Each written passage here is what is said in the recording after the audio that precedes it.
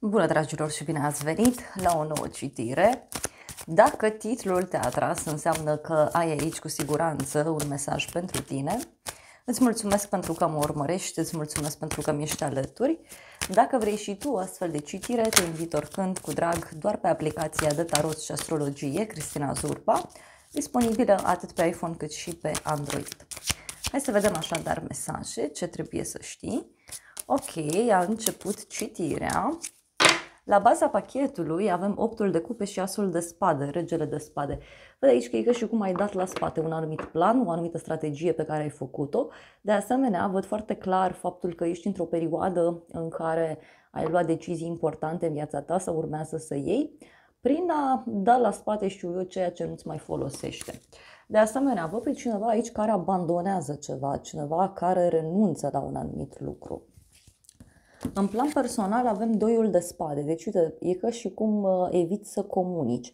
Unii poate aveți și o problemă de comunicare în casă, în familie, în alte cazuri văd clar aici că e o perioadă în care eviți să vorbești cu cineva, unii poate aveți de luat o hotărâre. Văd aici o noutate care a apărut și cu care încă trebuie să vă obișnuiți, că și cum nu sunteți hotărâți momentan sau lucrurile nu sunt stabilite. Apoi avem cavalerul de bâte, multă pasiune, văd aici, dar și o persoană care își dorește să se apropie de tine. Pentru alții, văd clar aici și un personaj foarte energic, pasional, curajos, foarte grăbit, care vine către tine și care își dorește să-ți facă o surpriză. Hai să vedem despre ce este vorba. În primul rând cu acest 2 de spade. Ia să vedem noi. Și avem așa... 8-ul de bâte, 4 de cupe. Uite, o vestă pe care ai primit-o și că și cum nu-ți place, nu-ți convine. De asemenea, pentru alții putem să discutăm aici și despre o propunere pe care o primiți sau pe care ați primit-o deja. Ideea este că văd pe cineva care e puțin refractar la auzul unor vești, la auzul unor mesaje. Da? Hai să vedem cavalerul de bâte.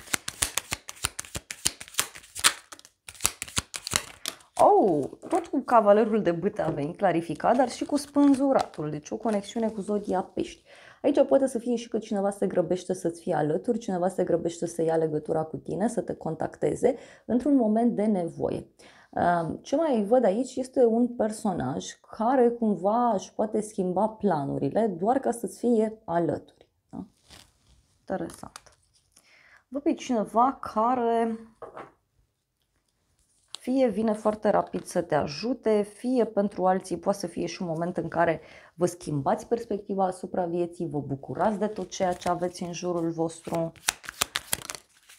10 de cupe, da? Deci poate cineva care îți vine cu viteza luminii în casă, în familie, sau cineva care îți propune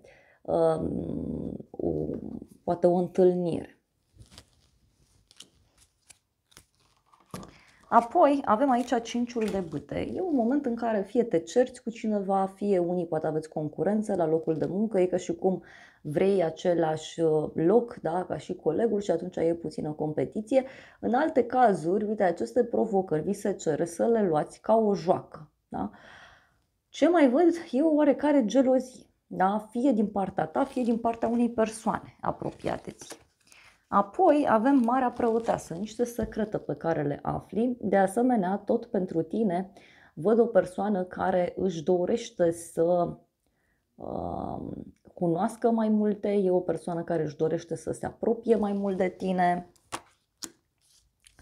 Dar văd și un moment de tăcere. Unii e posibil să vă sfătuiți aici, în legătură cu agitația asta, cu o persoană matură, o persoană asumată. Poate să fie vorba despre o persoană care are mai multe informații și care ar putea să liniștească acest conflict. Da? Avem 5-ul de bâte, 4 de spade, temperanța, o legătură cu zodia Săgetător. Unii e că și cum aveți foarte multe lucruri de făcut în acest moment și văd că simțiți nevoia de odihnă, simțiți nevoia să luați o pauză, posibil chiar acest aspect să vă agite, da? Să nu vă placă. Hai să vedem Marea Preoteasă. Avem Luna, o legătură cu zodia Pești. O persoană aici agitată, cineva care nu înțelege foarte clar anumite lucruri, cineva care își dorește mai multe informații. Poate pentru unii să fie și o discuție importantă pe care o aveți cu cineva la o vreme de seară.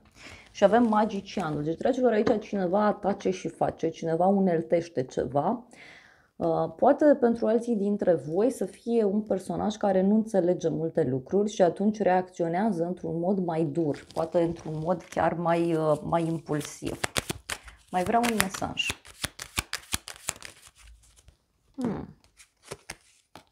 Lumea, împărăteasa și 3 de monede.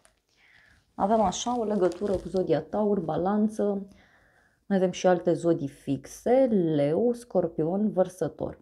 În plan profesional, ce văd eu aici? E cineva, în special o femeie, care e foarte blândă, foarte stăpână pe sine, este o femeie cu intenții bune, doar că persoana aceasta e posibil să nu aibă suficiente informații.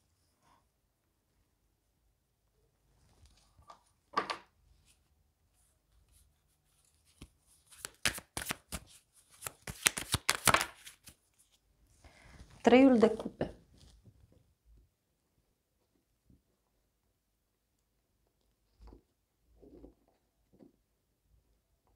E o primă bucurie, o primă victorie. Da? O bucurie mică pentru sufletul tău. Uite, poate să fie și o întâlnire cu cineva și niște sfaturi de asemenea importante pe care le poți primi.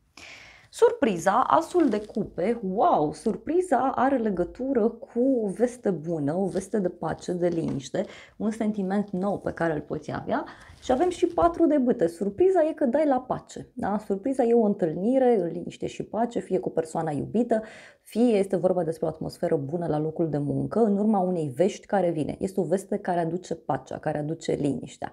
Ce mai văd pentru unii poate să fie și o invitație pe care o primiți undeva la o petrecere. Hai să vedem asul de cupe ce spune.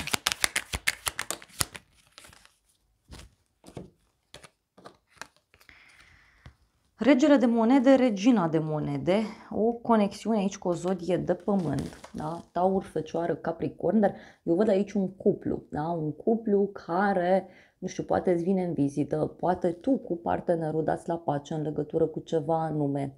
De asemenea, mai poate să fie vorba și despre o relație foarte apropiată pe care o aveți cu o persoană de suflet. Surpriza e că se dă la pace. Nu știu, cineva dă la pace. Ia să vedem 4 de monede. Poate să fie și o nouă colaborare.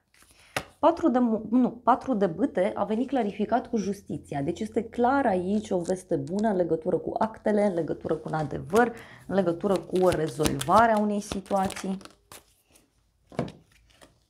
Și avem așa, judecata și 7 de monede. Deci surpriza poate are legătură cu o vestă pe care o așteptai de mult timp din trecut. Poate e ceva legat de o sumă de bani, poate e ceva legat de o moștenire, poate pentru unii este ceva legat de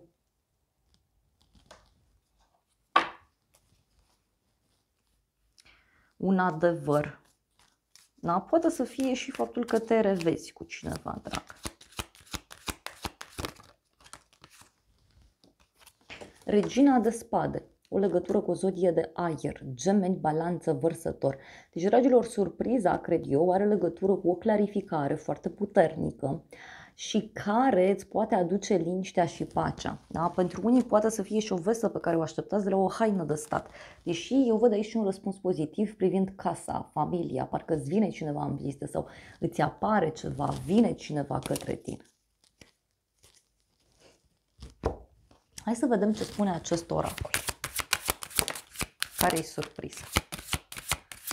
Avem așa, un bărbat matur, da? Cineva care are probleme de sănătate sau o persoană care se simte obosită. Iar apoi avem așa, hoțul și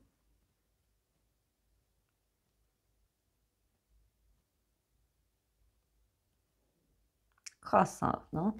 Surpriza are legătură, uite, cu cineva care fie află că-i furat, că-i trădat, da? Poate să fie și asta, fie pentru alții. Poate să fie, uite, o surpriză în legătură cu niște bani, da? Cineva care se îngrijorează aici în legătură cu banii, în legătură cu situația anume. Și avem ocupație și copil. Pentru unii poate să fie și o schimbare prin care cineva trece.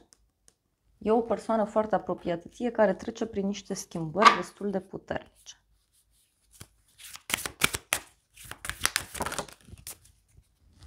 Și avem mesaje de îngrijorare în legătură cu o schimbare bruscă.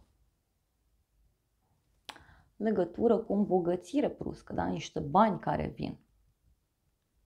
Nu.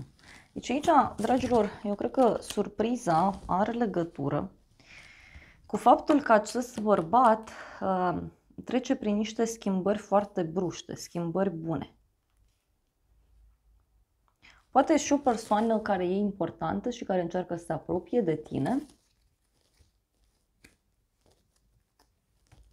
Pot fi pentru unii și niște vești bune care apar de la drum.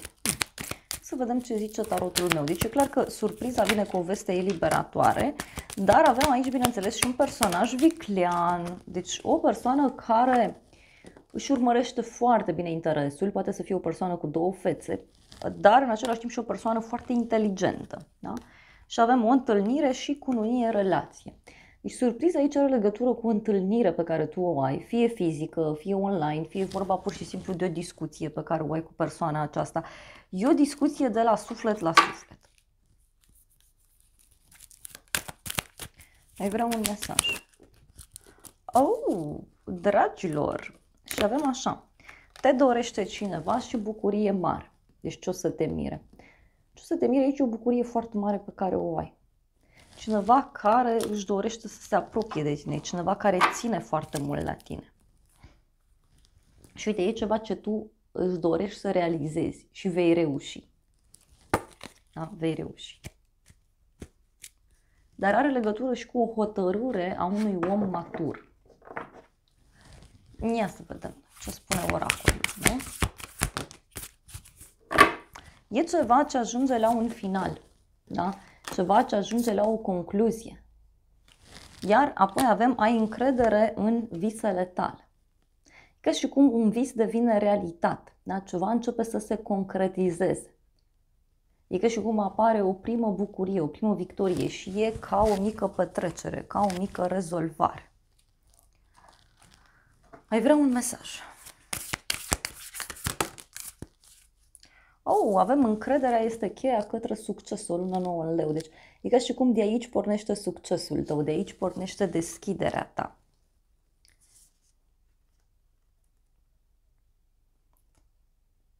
Și avem prosperitate, deci un nou ciclu de prosperitate, de abundență, care, uite, pe de altă parte îți poate testa și relațiile, că avem așa că norocul e de partea ta.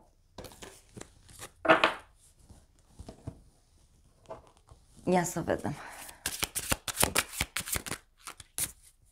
Wow! Avem așa, o surpriză, tu vei fi surprins, iar apoi avem iluzii.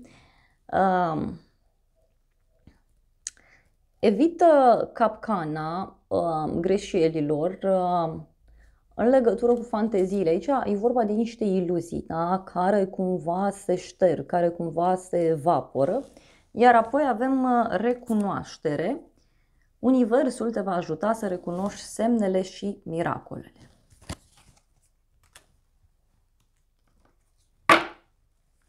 Și avem conexiune.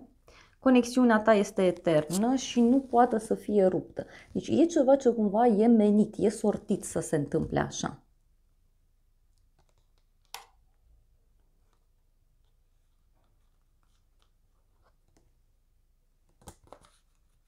E ceva ce pur și simplu așa se aliniază. Da? Așa trebuie să fie. Bun, hai să vedem un ultim mesaj din acest oracol pentru tine. Wow! Și avem așa peștii sau peștele, sine superior, schimbare, sănătate. Da? Deci, repet, e ceva aici de destin ce se petrece, iar apoi avem inel, o persoană devotată, fidelitate, eternitate. Deci ceva ce se întâmplă pentru eternitate. Ceva ce trebuie să se întâmple așa. Și apoi avem scrisoare, mesaje, necunoscut. Ceas, timp, viață și moarte, tranziție. Deci e o schimbare aici care văd eu că se petrece.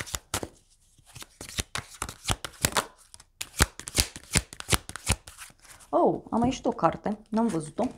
Și avem așa, coloană, stabilitate, putere, iar apoi avem mesaje, noutăți. Eu cred că e vorba de o veste care pur și simplu te face să fii mult mai încrezător în forțele proprii sau chiar o veste care te poziționează mult mai bine din punct de vedere profesional. Sau poate chiar personal, de ce nu? Pentru că, uite, avem artificii, celebrare, prosperitate, patriotism. Deci e de bine.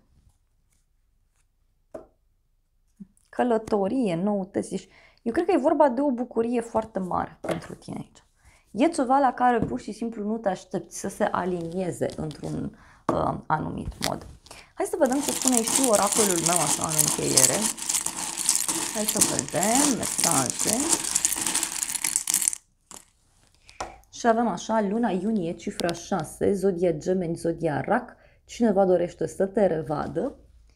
Apoi avem cifra 9 cu mesajul diferit. Avem trecut, cunoaștere de sine, secrete, albastru, galben. Cineva care îți spune niște secrete. Mai vreau un mesaj.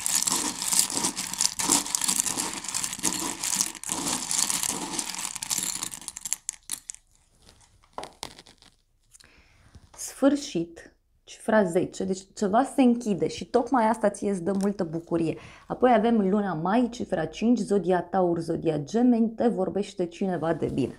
Da? Deci surpriza eu cred că are legătură cu un sfârșit și cu un nou început. E ca și cum te bucuri de această schimbare care se petrece. Da, dragilor, acestea au fost previziunile de această dată. Eu vă mulțumesc pentru prezență, vă îmbrățișez cu drag, sper din suflet să vă fie de folos informațiile și să ne revedem cu bine și data viitoare. Eu vă doresc să aveți parte de o zi sau de o seară cât mai frumoasă.